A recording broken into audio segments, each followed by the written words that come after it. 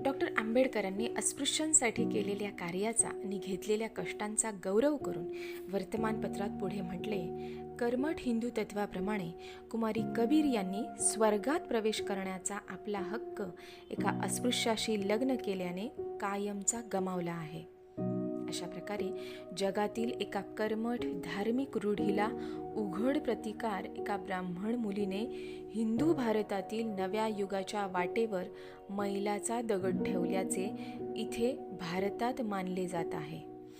एखाद्या संस्थानिकाने सामान्य बाईशी विवाह करण्यात जे वैशिष्ट्य आहे त्याहीपेक्षा आंबेडकरांच्या या विवाहाला अधिक मोठे वैशिष्ट्य आहे.